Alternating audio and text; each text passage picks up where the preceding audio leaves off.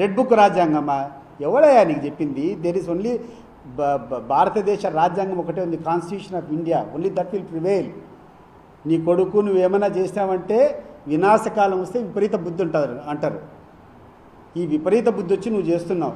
నీ ధైర్యం బహుశా ఒకటి ఏంటంటే అవినీతి డబ్బు ఎక్కువ చాలా ఎక్కువ ఉంది, వీలైతే కనుక గవర్నమెంట్ రాకుంటే పలాయన భరిస్తాం, ఏ రకంగా అయితే కనుక విదేశాలకు వెళ్ళిపోతారు కదా. ఇప్పుడు పాకిస్తాన్లో ఉన్నటువంటి నాయకులంతా అధికారం అయిపోతానే వెళ్ళిపోతారు, ఇక్కడ నుంచి ఇంగ్లాండ్కి వెళ్ళిపోతారు. సో అట్లా ఆ రకంగా నువ్వు వెళ్ళిపోవాలనుకుంటున్నావు. కుదరదమ్మా, కుదరదు. చూపిస్తాం మీకు. నీకు ఒకటే ఒక ఛాలెంజ్ విసురుతున్నా, లోకేష్ గారు, నీకు ధైర్యం ఉంటే రేపు ఇదే రాష్ట్రంలో నువ్వు వచ్చి నివాసం ఉండగలిగితే నీకు సాష్టాంగం పడతా నువ్వు చేసేటువంటి అరాచకాలు. గుర్తుపెట్టుకో. ఇప్పటికైనా మంచి పద్ధతిలో నడుచు. ఏం భయపడిస్తావా? ఎవడు నువ్వు అసలు? ఏ అధికారం ఉంది నువ్వు మమ్మల్ని భయపడించేదానికి? ఏ అధికారం ఉంది మా మీద నువ్వు తప్పుడు కేసులు పెట్టడానికి? నీకు ఏ అధికారం ఉంది? ఎవడిచ్చినా నీకు అధికారం? ఈరోజు సామాన్యుని తీసుకొని జెండా బీకితే 307 సెక్షన్ పెడతావా? ఈరోజు సామాన్యుని తీసుకొని పోయి చితకబారుతావా రోడ్ల మీద? ఎవడిచ్చాడు నీకు రాజ్యాంగం? నువ్వు అవినీతి కేసులు పెడతాండవు. నీ పార్టీ వాళ్ళ అవినీతి కేసులు ఒక చిట్టా ఓపెన్ చేయి, జనంలోకి రా, జనంలో ఫీడ్బ్యాక్ తీసుకో, విలేకరులను అడుగు ఎవరెవరు ఎక్కడెక్కడ చేస్తున్నారు, ఏ జిల్లాలో ఏ రకంగా నాయకులు ఉన్నారు, ఏ నియోజకవర్గాల్లో ఏ రకమైనటువంటి నాయకులు ఉన్నారు ఒకసారి తీస్తే జైళ్ళు పట్టవు. నీ పార్టీ నాయకులు, నీ పార్టీ కార్యకర్తలు చేసే అగడాలు చూస్తే జైళ్ళు కాదు, దేశంలో ఉండే జైలు కూడా పట్టవు. అవి గుర్తుపెట్టుకో. ఇప్పుడు అధికారం ఉంది కదా అని చెప్పి నేను అదే చెప్తున్నా. ఇది బలుపు కాదు, వాపు మాత్రమే. నీకు ఈరోజు అధికారం ఉందని చెప్పి నువ్వు డబ్బులు పెట్టుకొని అన్ని పక్కల నుంచి తోలితే వచ్చినటువంటి జనము. నీ యొక్క నిజమైన బలం ఏంది అంటే, నువ్వు అధికారం లేనప్పుడు ఈ జిల్లాకు పర్యటన చేసేటప్పుడు ఎంతమంది వచ్చినారో నీ క్లిప్పింగ్ నువ్వు చూస్తే నీకు తెలుస్తుంది. అది నీ బలం. ఈరోజు మేము అధికారంలో లేము. ఈరోజు మా జగన్మోహన్ రెడ్డి వస్తాడు, చూస్తారా మీరు?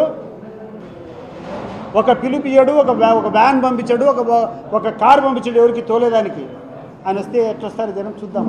అది ప్రజాదరణ అంటే.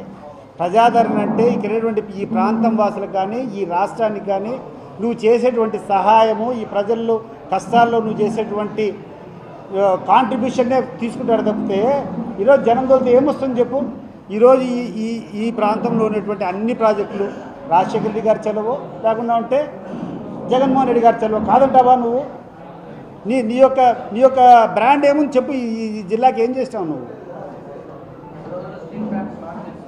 అదే నేను స్టీల్ ప్లాంట్ గురించి స్టార్ట్ చేస్తామని. ఈ 1 year ఏమైంది? ఈ 1 year ఎందుకు స్టాప్ చేశావు నువ్వు? ఈ 1 year స్టాప్ చేయాల్సినటువంటి అవసరం ఏముంది?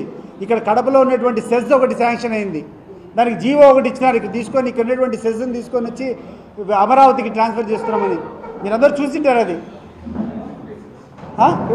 GO number 56. మరి నువ్వు కూర్చొని కడపలో కూర్చొని మానాడు పెట్టుకొని ఇక్కడంటే వంగమాగదులంతా కూర్చొని ఏందేందో భజన కొడుతున్నావు. ఏం భజన కొడతావు నువ్వు? ఎన్ని రోజులు కొడతావు? ప్రజలు ఏదో ఊర్పుగా గమ్మకుండాలని చెప్తే నీతో సంఘీభావం తెలిపారనుకుంటాడు నువ్వేమన్నా? నువ్వు ఎక్కడెక్కడి నుంచో బస్సులు పెట్టుకొని 4 రూపాయలు డబ్బులు ఇచ్చి ఖర్చు పెట్టుకొని వచ్చి తోలుకుంటే అది కాదు. నీకు రేపు ఒక ఎలక్షన్ ఫేస్ చేస్తే నీకు తెలుస్తుంది. నువ్వు కూర్చొని మహానాడులో లక్షల మంది పెట్టుకొని తడిసిపోతాయంటావా? తడిసిపోయేది మాకు కాదయా. నువ్వు అన్యాయం కేసులు పెట్టు, ఇంకా 10 భరిస్తాం. కానీ రేపు అధికారం రేపు నువ్వు రానప్పుడు నువ్వు మొగోడివైతే ఈ రాష్ట్రంలో ఉండాలా. ఈ కార్యక్రమాలు రెచ్చగొట్టేటువంటి వాళ్ళందరికీ చెప్తున్నాను, మీరు మొగోళ్ళు అయితే రేపు అధికారం కోల్పోయిన తర్వాత ఇదే రాష్ట్రంలో మీరు ఉండేటువంటి ధైర్యం ఉంటే ఇటువంటి ప్రోత్సహించండి. మీకేం ఈరోజు కోట్లు సంపాదించుకున్నారు. ఏ కార్యక్రమం చేసినా విపరీతమైనటువంటి కమిషన్లు, డబ్బులు తీసుకొని అధికారం పోతానే వెళ్ళిపోయేదని మీరు సిద్ధంగా ఉండరు. బట్ ఇక్కడ ఉన్నటువంటి సామాన్య కార్యకర్త యొక్క పరిస్థితి ఏంది? నిజంగా తెలుగుదేశం పార్టీ అభిమాని యొక్క పరిస్థితి ఏంది? ఒకసారి మీరు ఆలోచన చేస్తారా? వాళ్ళు నిలవగలుగుతారా? వాళ్ళ యొక్క ఆస్తులకు మీరు రక్షణ ఉండగలుగుతారా? వాళ్ళ యొక్క ప్రాణాలకు మీరు రక్షణ ఉండగలుగుతారా అని చెప్పి నేను అడుగుతున్నాను. మంచితనాన్ని ప్రోత్సహించండి, మంచిని పెంచండి. ఒకవేళ చంద్రబాబు నాయుడు గారు ఎందుకు ఈరోజు ఈ రకంగా వ్యవహరిస్తున్నారని నాకు అర్థం కావడంలా. వాళ్ళ కొడుకు తప్పు చేస్తే, బాబు ఇది తప్పమ్మా, ఇటువంటి పరిస్థితులు వల్ల ఎవడూ బాగుపడింది లేదు, ఇటువంటి అనార్థాలను పోషించడం వల్ల ఏ ప్రభుత్వం కూడా మంచి సాధించింది లేదు. ఇది కరెక్ట్ కాదని చెప్పి చెప్పాల్సింది పోయి నువ్వు కూర్చొని ఈరోజు చంద్రబాబు నాయుడు గారు కూర్చొని ఏ కార్యక్రమం కూడా వైఎస్ఆర్ కాంగ్రెస్ పార్టీ నాయకునికి అందినట్టు జరిగితే పాముకు పాలు పోసేట్టు అని చెప్పి మాట్లాడతాడు ఆయన. ఎక్కడికి పోతుంది రాష్ట్రము? ఏంది పోతా ఉంది? అసలు ఏం స్ప్రెడ్ చేయాలనుకున్నారు మీరు? నేను ఈ మాటలన్నీ కూడా ఒక వైఎస్ఆర్ కాంగ్రెస్ పార్టీ ప్రధాన కార్యదర్శిగా మాట్లాడడం లేదు, ఒక మామూలు వ్యక్తిగా నేను మాట్లాడుతున్నా. నేను అసలు ఎక్కడికి పోతుంది ఈ సంస్కృతి? ఎక్కడికి పోతుంది ఈ సాంప్రదాయాలు? మీరు పెట్టేటువంటి సాంప్రదాయాల వల్ల ఈ యొక్క జిల్లా యొక్క పరిస్థితి ఎట్లుంటుంది, ఈ రాష్ట్రంలో మిగిలిన ప్రజల యొక్క పరిస్థితులు ఎట్లుంటాయో ఆలోచన చేయండి. సామాన్య ప్రజలంతా మీరు చేసేటువంటి వికృత శాస్త్రం వల్ల బలిపశులు కావాలనా? మేము భయపడాలనా? ఈరోజు పోలీసులు మీరు ఇట్లా దుర్వినియోగం చేసుకుంటూ ఎవరు పడితే వాళ్ళు కొట్టించుకుంటూ పోతూ ఉంటే సామాన్య ప్రజలకు రక్షణ ఎవరు కల్పిస్తారని చెప్పు. ఈ యొక్క పోలీస్ ప్రతిష్ట ఇంత ఘోరంగా దిగజారిపోయిన తర్వాత ఈ పోలీసు యొక్క వ్యవస్థ యొక్క గౌరవం ఎవడు కాపాడతాడు చెప్పండి? నాకు అర్థం కావడంలా. ఈరోజు కొంతమంది చేరినారని చెప్తున్నారు, కొన్ని లక్షల మంది మహానాడుకు వచ్చినారు, గ్రాండ్ సక్సెస్ అని చెప్తున్నారు. What is grand success? ఇదే చంద్రబాబు నాయుడు గారు వెంటబడి నేనుండా 27 ఏళ్ళు. ఆయన అధికారం లేనప్పుడు ఇక్కడ అనేక సార్లు మీటింగులు పెట్టాం. ఇక్కడ మీటింగులు పెడితే ఒక చిన్న కళ్యాణ మండపం తీసుకుంటే ఆ కళ్యాణ మండపంలో కూడా పట్టేటువంటి జనాలు కూడా లేరు.